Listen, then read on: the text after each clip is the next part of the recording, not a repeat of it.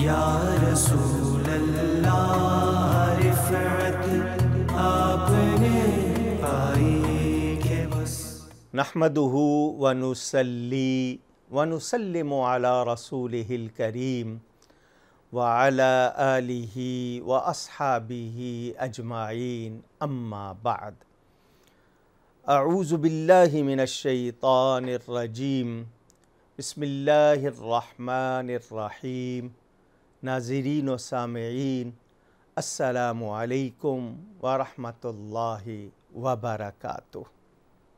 حب-e-مصطفیٰ صلی اللہ علیہ وآلہ وسلم بات کر رہا تھا کہ جبریل امین علیہ السلام کی گواہی کہ اس کائنات میں نبی پاک صلی اللہ علیہ وآلہ وسلم جیسا کوئی حسین و جمیل نہیں۔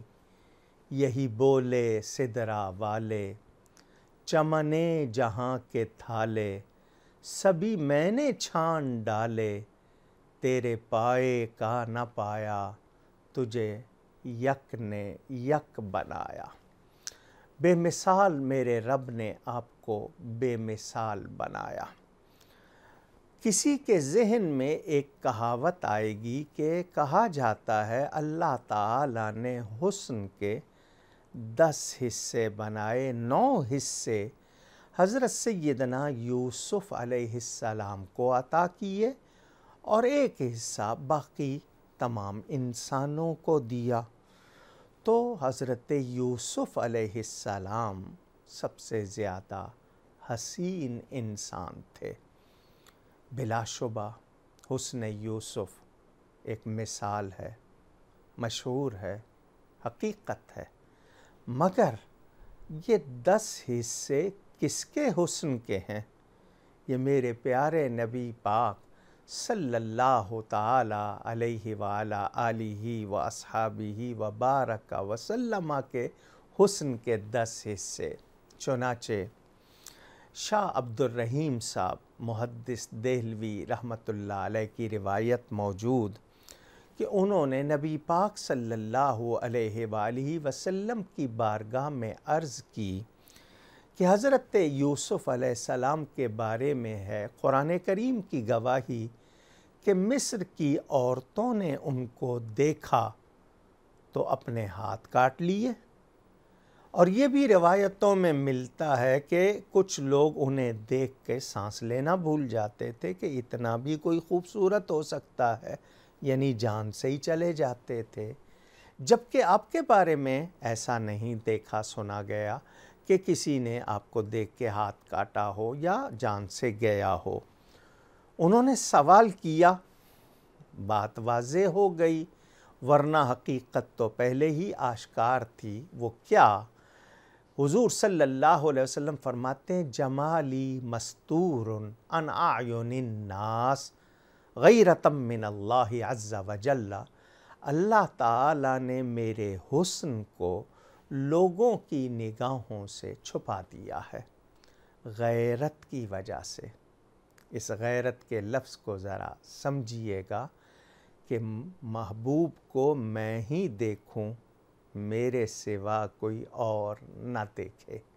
یہ سمجھنے والی چیز ہے، اس پہ ذرا تھوڑی سی توجہ دیجئے گا کہ وہ اللہ تعالیٰ کے حبیب کریم ہیں۔ اللہ نے ان کے اصلی حسن کو لوگوں کی نگاہوں سے چھپا دیا ہے۔ کیوں؟ فرمایا حسن یوسف ظاہر ہوا تو مصر کی عورتوں نے ہاتھ کاٹ لیے۔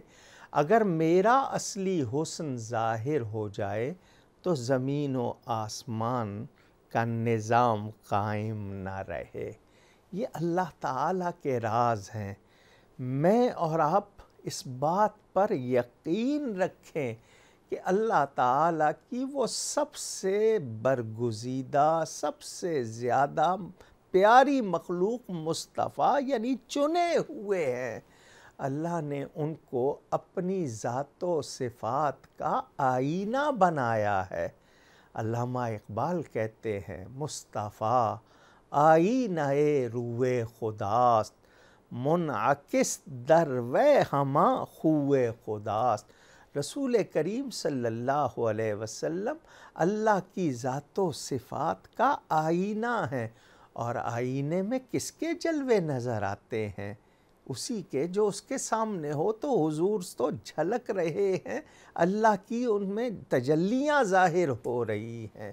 تو جس رب نے انہیں بنایا ہے، کتنا پیارا بنایا ہے، ان کا اصلی حسن دنیا میں ظاہر نہیں ہوا۔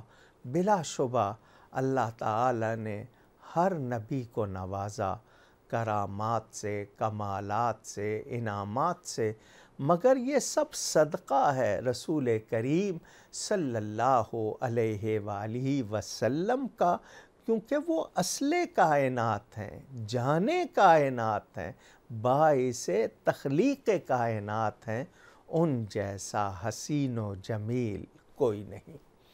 آپ نے یہ مختصر گفتگو میں نے سمیٹ کے کی، پھیلاؤں تو اور بھی زیادہ، چنانچہ مواہب لدنیہ، زرقانی، شفا، دوسری کتابیں دیکھیے، ائمہ نے کتنی پیاری پیاری اس میں باتیں کی ہیں۔ چنانچہ حضرت سہل بن عبداللہ تستری رحمۃ اللہ علیہ فرماتے ہیں، جو ہر حالت میں رسول اللہ صلی اللہ علیہ وسلم کو اپنا مالک نہ جانے اور اپنی ذات کو ان کی ملکیت میں نہ سمجھے، وہ حلاوت سنت سے محروم ہے، کیونکہ نبی پاک صلی اللہ علیہ وسلم کا فرمان عالی شان ہے کہ تم میں سے کوئی مومن ہی نہیں ہو سکتا جب تک میں اس کی جان سے زیادہ اس کو پیارا نہ ہو جاؤں۔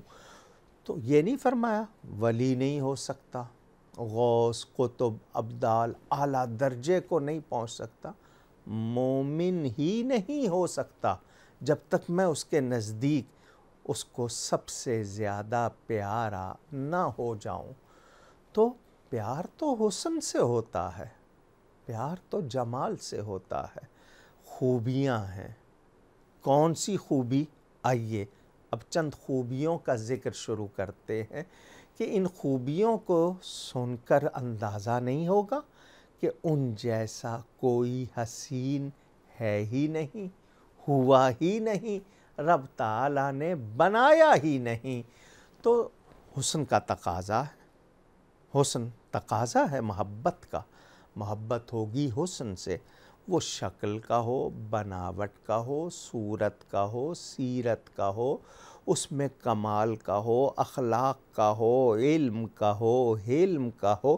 اب ہر خوبی کو دیکھتے جائیے، نبی پاک صلی اللہ علیہ وسلم ہر لحاظ سے احسن و اجمل اور اکمل نظر آئیں گے، ان جیسا کوئی اور نہیں ہے، نہ ہوا ہے، نہ ہو سکتا ہے۔ بیان جاری ہے، ایک مختصر وقفہ۔ یا رسول اللہ رفعت آپ نے پائی کہ بس۔ نبی کریم صلی اللہ علیہ وآلہ وسلم کی محبت کا ایک تقاضا ذرا عرض کر دوں، اور پھر ان کے حسن و جمال کی پیاری پیاری کچھ باتیں آپ تک پہنچاؤں گا۔ ایک ایمان والے کو اللہ کا نبی صلی اللہ علیہ وآلہ وسلم سب سے زیادہ پیارا ہونا چاہیے، اس میں تو کوئی دوسری رائے ہو ہی نہیں سکتی۔ مگر جو تقاضا ہے اس محبت کا وہ یہ کہ جو کوئی نبی پاک صلی اللہ علیہ وسلم کے ساتھ محبت یا عقیدت نہ رکھے اور کسی طرح ان کی مخالفت کرے، کسی طرح بے ادبی کرے، کسی طرح کوئی ہلکی بات کرے، تو وہ کتنا ہی قریبی کیوں نہ ہو، اس سے محبت نہیں رکھی جا سکتی، دوستی نہیں رکھی جا سکتی۔ یہ فیصلہ قرآن کا ہے۔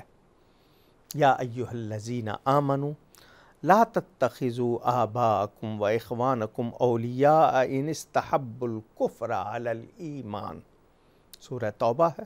اے ایمان والو، اپنے باپ اور بھائیوں کو بھی دوست نہ بناؤ اگر وہ ایمان پر کفر پسند کریں، ایمان کی بات کے مقابلے میں وہ کسی ایسی چیز کو پسند کریں جو ایمان کے مخالف ہے۔ ایمان کہتا ہے اللہ کا نبی سب سے زیادہ پیارا ہونا چاہیے، اور وہ کہتے ہیں نہیں، تو وہ ایمان کے مقابلے پر کسی ایسی بات کو ترجیح، پریورٹی دے رہے ہیں جو ایمان کے مخالف ہے، تو اس کی اجازت قرآن نے نہیں دی۔ اور سنیں قرآن میں اللہ تعالیٰ کا ارشاد، لا تجد قوم یؤمنون باللہ والیوم الآخر یوادون من حاد اللہ ورسولہ ولو كانوا آباءهم او ابناءهم او اخوانهم او عشیرتهم۔ یہ اللہ فرما رہا ہے کہ تم نہ پاؤ گے انہیں جو ایمان لاتے ہیں اللہ تعالیٰ پر اور قیامت کے دن پر، کہ محبت کریں ان سے، یعنی اللہ کو ماننے والے، قیامت کو ماننے والے، ان میں تم کیا چیز نہیں پاؤ گے کہ وہ اللہ سے محبت کرنے والے ہیں تو وہ اللہ اور اس کے رسول کی مخالفت کریں۔ اگر اللہ کو مانتے ہیں، قیامت کو مانتے ہیں، ان سے محبت کی گنجائش جو مخالفت کریں اللہ اور رسول کی، یعنی ایمان والا اللہ اور اس کے رسول کی مخالفت کرنے والے سے محبت کا کوئی تصور، دوستی کا کوئی تصور نہیں رکھ سکتا، اگرچہ وہ ان کے باپ ہوں، بیٹے، بھائی یا رشتہ دار کیوں نہ ہوں۔ ایمان والے کی یہ نشانی ہے کہ باپ ہو، بھائی ہو، اولاد ہو، رشتہ دار ہو، اگر وہ اللہ تعالیٰ اور اس کے رسول سے محبت نہیں رکھتے تو ایمان والا ان سے محبت نہیں رکھے گا، کتنا ہی قریبی رشتہ کیوں نہ ہو۔ یہ کون لوگ ہیں جو اتنے پکے ہیں؟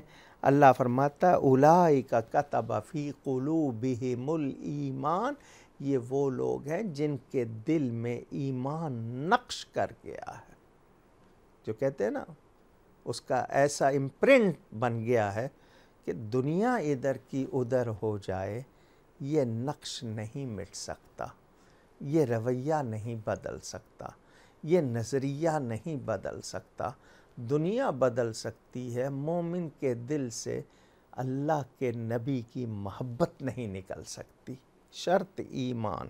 اور ایمان کی نشانی کیا ہے کہ اللہ کو اور اس کے رسول صلی اللہ علیہ وسلم کو سب سے زیادہ پیارا جاننا، اور اگر کوئی نبی پاک صلی اللہ علیہ وسلم کے بارے میں ذرا سی بھی نامناسب بات یا رویہ یا مزاج رکھتا ہے، ایمان والا اس سے دوستی اور محبت نہیں رکھ سکتا۔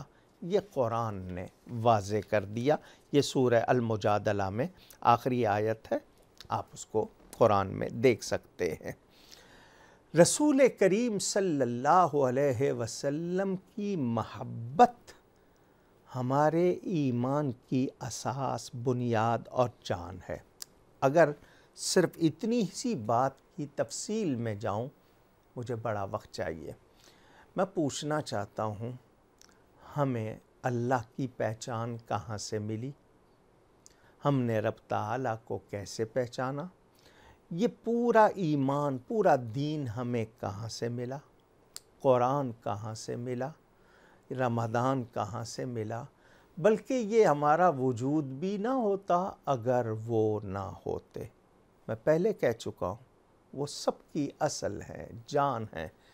تو اصل وجود آمدی از نخست، شیخ سعدی رحمۃ اللہ علیہ فرماتے ہیں، تو اصل وجود آمدی از نخست، دیگر ہرچہ موجود شد فرع تست۔ اصل وجود، اصل کائنات رسول اللہ صلی اللہ علیہ وسلم، باقی سب کچھ ان کا صدقہ، ان کی وجہ سے ہے۔ وہ نہ ہوں تو کچھ بھی نہ ہو، وہ نہ تھے کچھ نہ تھا، وہ نہ ہو کچھ نہ ہو۔ کیوں؟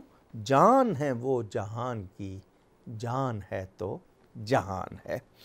میں اس مقام پر آپ کے سامنے ایک بات اور بھی رکھنا چاہتا ہوں۔ محبت میں غیرت ہوتی ہے۔ میں آپ کو بیان سنا چکا، حضرت شاہ عبد الرحیم صاحب کا بیان سنا، حضور نے فرمایا میرا جمال چھپا لیا گیا، لیکن حسن یوسف پہ کٹی مصر میں انگشت زنا، سر کٹاتے ہیں تیرے نام پہ مردان عرب۔ نبی کریم صلی اللہ علیہ وسلم کا نام سن کر مردان عرب سر کٹا رہے ہیں۔